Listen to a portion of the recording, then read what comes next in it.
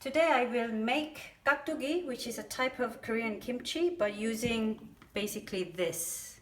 I used the whole thing, and spring onions, and this one, I don't know what it is, but it was tasty when I used it before, but I will just use the green. I'll use this to make another kimchi tomorrow, I think. So these are the ingredients. I am vegan, so I don't use fish sauce. This is it. Let's get started.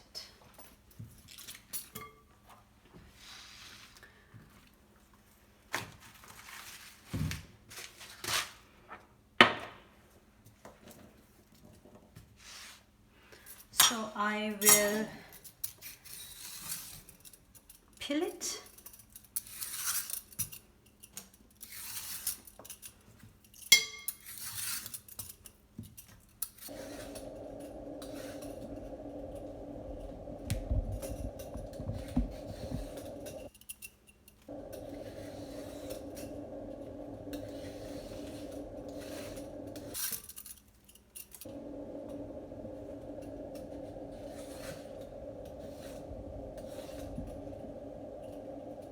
I think the Japanese call this daikon. We call it moo.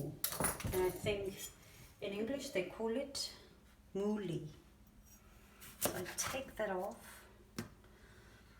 And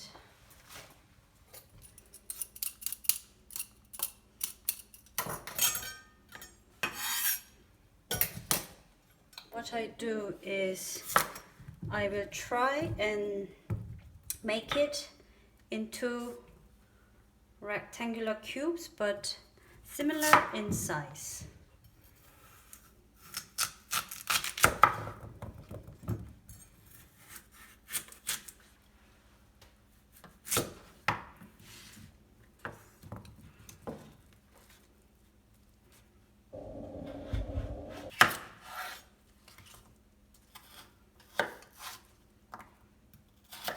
I am not a super good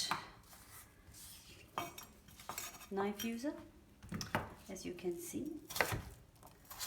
So they look roughly like a cube. Quite tasty. And this is a bowl I mix kimchi. It's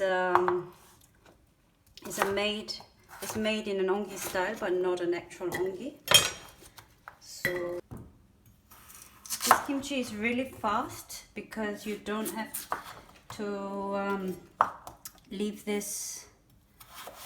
moolies in salt for too long, which will come next.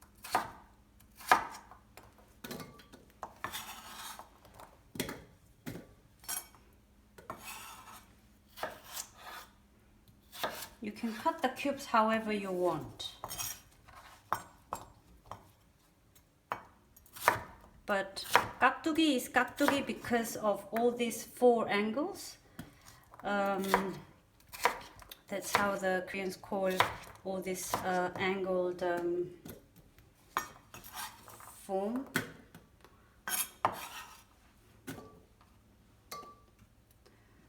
So, as you can see, it's quite watery, so the idea is to sprinkle.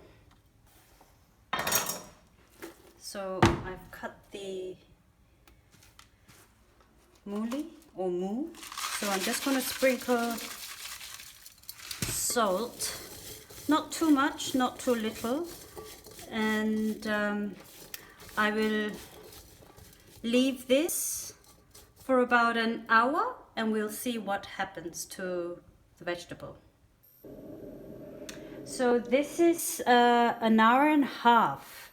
Look at the amount of water it has produced. So this is the water we want to drain off. But in the meantime, I want to make what is called pul.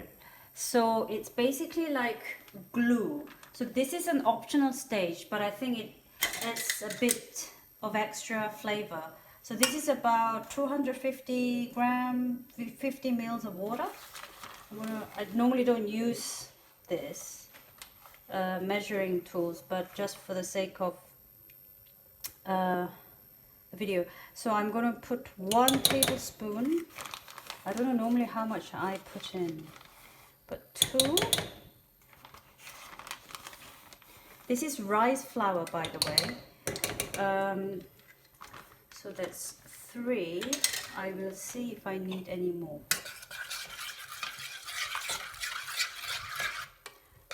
So this stage is called Kaktugi. It's making basically glue. Back in the days, a lot of Koreans would do wallpapering, and they would have used basically glue made like this before they put up the wallpaper in their houses.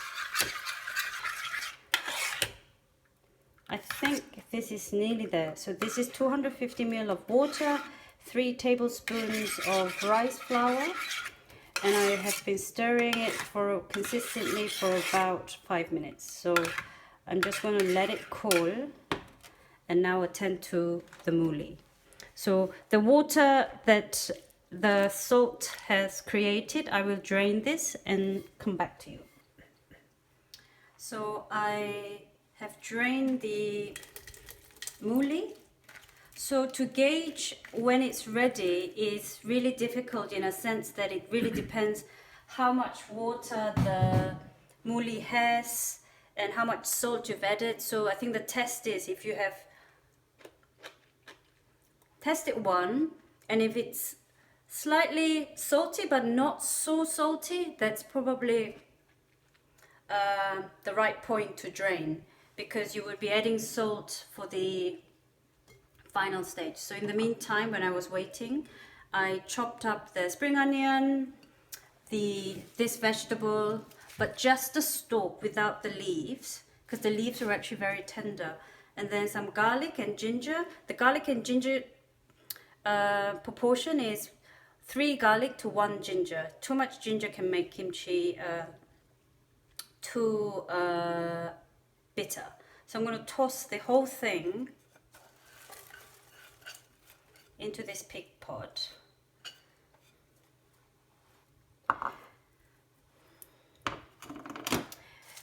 Normally some people would actually make the paste and then add the mooli. I think it's important you do that with the cabbage one, but with Kaktugi it really doesn't matter, I think. So this is chili powder, which is the Korean chili powder, is quite coarse. So I will add liberally, and then I'll add more as I go along. This is a bit of sugar. This is my mom's tip, just to bring out the flavor apparently, but you can skip this. And salt. In Korea, salt is really, really important when it comes to making kimchi. You would only use sea salt that has been. So you would add. I think I would probably just add everything. Yeah, they're very, very particular about salt. Actually, all the ingredients, in fact. So there is a theory of not using gloves, and also using gloves because of the chili powder it gets quite spicy. But I read somewhere that all the kimchi masters in Korea, they say they use bare hands because every hand has different bacteria on it. So all the kimchi using exactly the same ingredients will produce different flavors because of what's on your hand. So this is a clean hand, so I'm just going to dive in and mix the whole thing, and we will be almost at the end of the entire process. So the chili and salt, if you are not vegan at this stage, you would have added fish sauce or something of those equivalent, basically instead of salt. So this salt and chili powder you will add as you prefer, but technically this is going to be a spicy kimchi, so you don't want it too pale or too not spicy enough, that doesn't give you the kick. So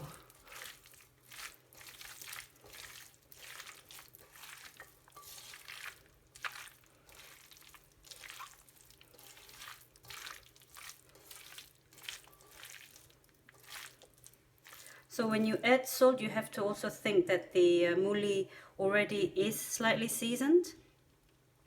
So I'm just going to do a small taste with the non.